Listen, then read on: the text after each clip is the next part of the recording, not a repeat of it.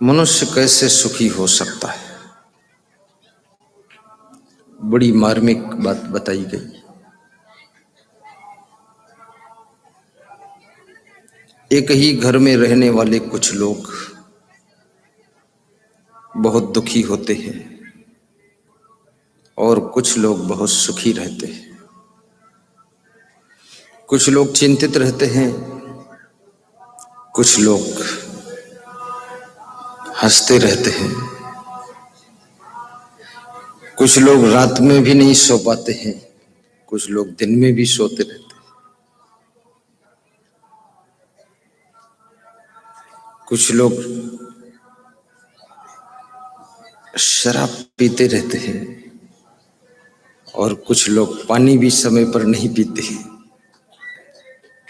बड़ी विचित्र दशा है।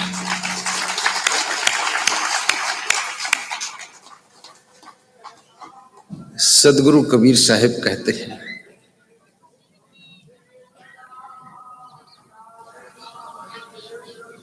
सभी शास्त्रों में भी लिखा है,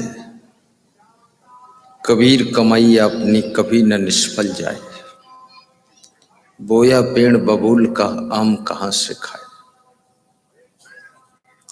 रामचरितमानस में भी बताया गया कि कर्म प्रधान विश्व रचि राखा, जो जस करे सो तस फल चाखा।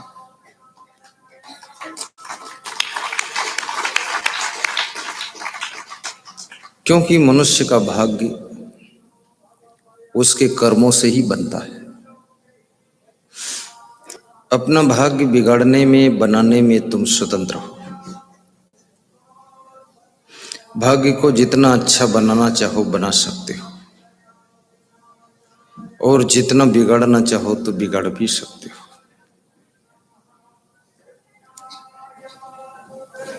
भाग्य किसी का आकाश से नहीं टपकता है। भाग्य की खेती कर्म की भूमि पर होती है। सारा खेल तुम्हारे कर्मों का ही है। और बड़ी मजे की बात यह है कि कर्म करने में तुम स्वतंत्र भी हो,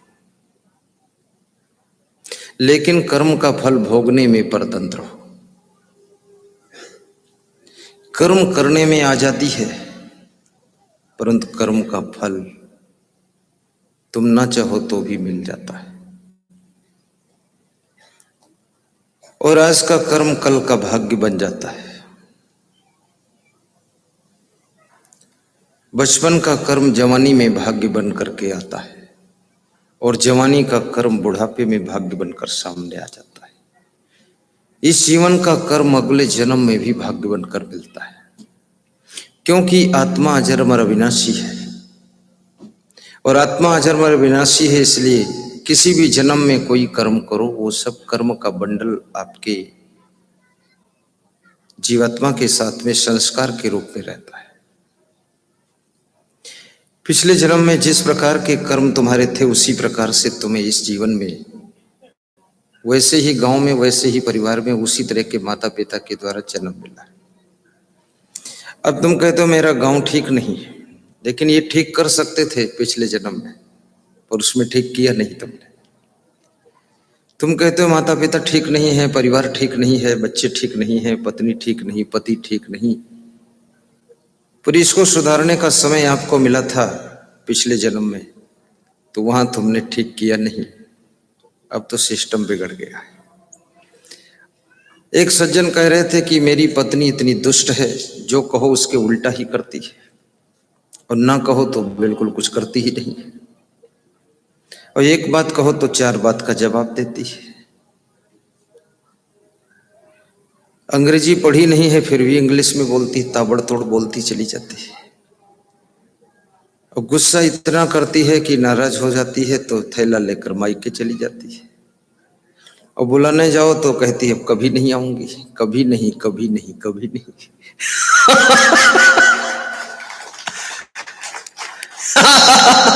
हमारे संत लोग भजन गाते हैं, कभी नहीं, कभी नहीं, कभी नहीं। अब क्या मेरी जिंदगी इस नरक में ही बीत जाएगी? तो मैंने कहा इसमें क्या कोई संदेह भी है क्या? बीत ही रही है, बीत जाएगी। बोले जिंदगी में कभी सुख नहीं मिला।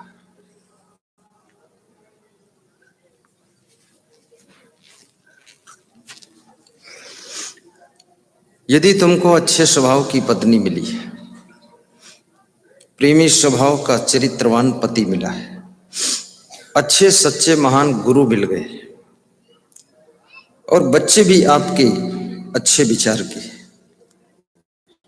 तो इतना समझ लेना कि तुमने पूर्व जन्म में बहुत अच्छे कर्म किए थे, अच्छा पुण्य किया था, बहुत कुछ दान किया था, बहुत कुछ सेवा सत्कार परोपकार किया था, जिसके प्रभाव से ये आज सब तुमको अच्छा मिला है।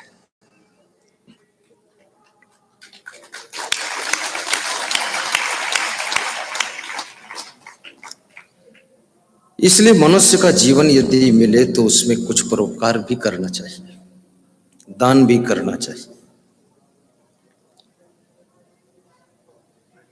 बड़े बड़े भंडारों में जाकर के भी सहयोग करना चाहिए। अभी मेरे पास में एक फोन आया, महाराष्ट्र के संतोष कुमार जी। संत जी ने एड्रेस तो नहीं बताया कहां से है, शायद नागपुर से हो या कहीं से हो। तो कह रहे थे कि आने का पूरा इरादा था, लेकिन मां को शुगर की बीमारी है, पुरानी है बीमारी, तो मां को ज्यादा बीमारी बढ़ गई तो मां हॉस्पिटल में पहुंच गई। अब मैं आपका आदेश चाहता हूं, आऊं कि ना आऊं? तो मैंने कहा मां को रिलैक्स करके घर पहुंचा करके 2-4 दिनों के बाद तुम आ जाना, तुम्हारी सेवा तो यहां आ ही चुकी है। बोले सेवा भी आ गई है, मैं भी आ जाऊंगा, इच्छा बहुत है आने की। तुम जो सब यहां बैठे हो, यहां जो हजारों लोग भोजन भंडारा में भंडारा ग्रहण करके तृप्ति एहसास कर रहे हैं, उनके लिए उन्होंने 1 लाख रुपए नगद भेजा है कि मेरी ओर से भी कम से कम 10,000 लोगों को भोजन मिलना चाहिए। और ये परोपकार का फल, सेवा का फल, दया का फल कभी निष्फल नहीं होता है।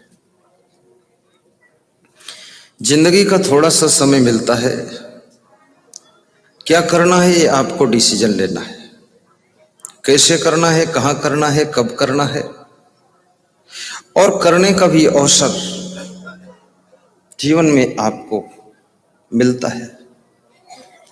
करना न करना ये तुम पर निर्भर है।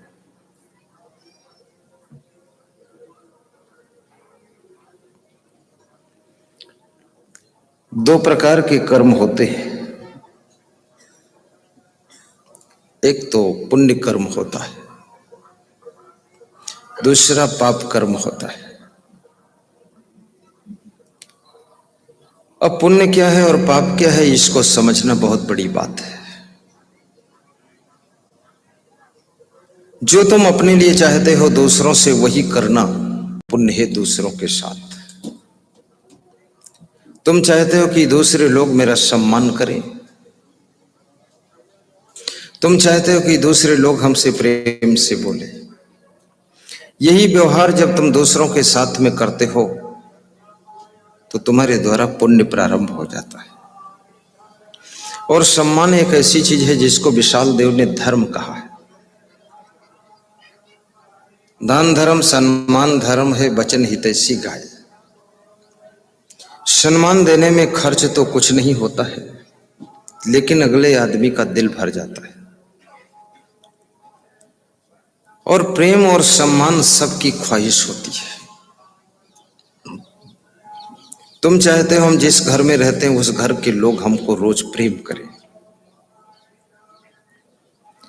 और ये भी चाहते हो कि वहां मेरा सम्मान भी रहे।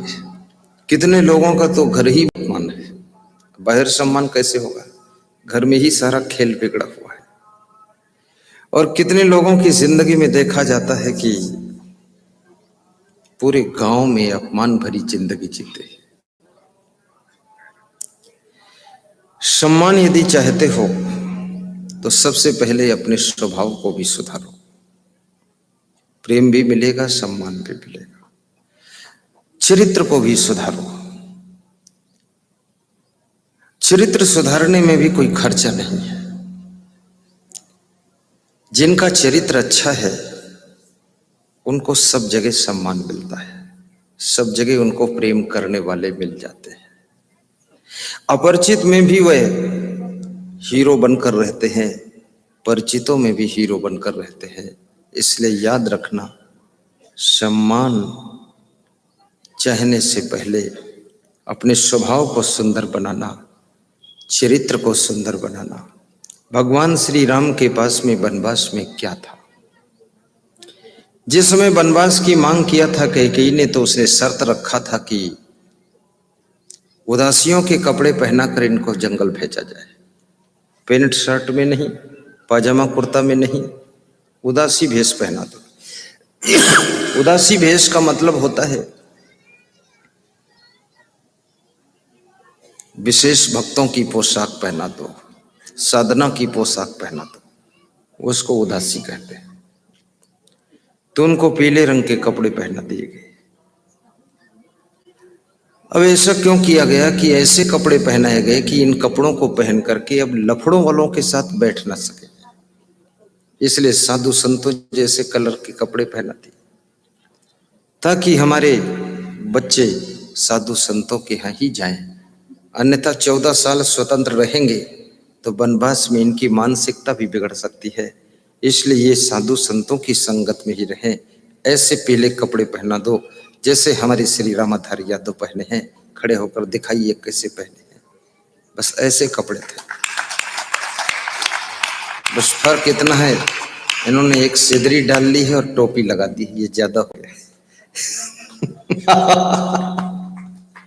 बेटी। लेकिन वनवास में राम ने जाकर के वहां पर कितना सम्मान पाया। रीछ भालू बानरों ने उनका सम्मान किया। बंदर किसी का सम्मान कर सकते हैं क्या? आदमी तो सम्मान नहीं करता, बंदर इतने समझदार कब से हो गए।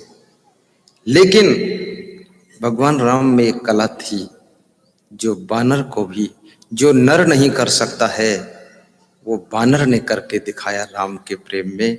यदि आपके पास में प्रेम की शक्ति है, आपके पास में चरित्र की शक्ति है, आपके पास में यदि सत्कर्मों की शक्ति है और यदि आपके पास में सुंदर व्यवहार की शक्ति है, तो आप सब जगह सबको आकर्षित करके अपने लक्ष्य को पूर्ण करने में सफल हो सकते हैं।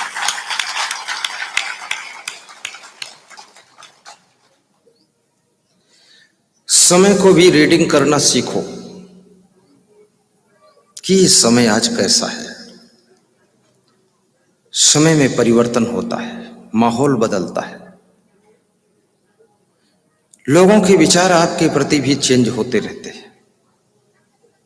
इसलिए लोगों को भी रीडिंग कीजिए, समय को भी रीडिंग कीजिए, माहौल को रीडिंग कीजिए। यदि माहौल कहता है कि इस समय तुम चुप रहो, गम खा लो, कुछ बोलो मत, मौन साध लो, तो उस समय तुम शत्रुघ्न जैसे मौन होकर के बैठ जाना। उसी में शांति और सफलता छिपी हुई है।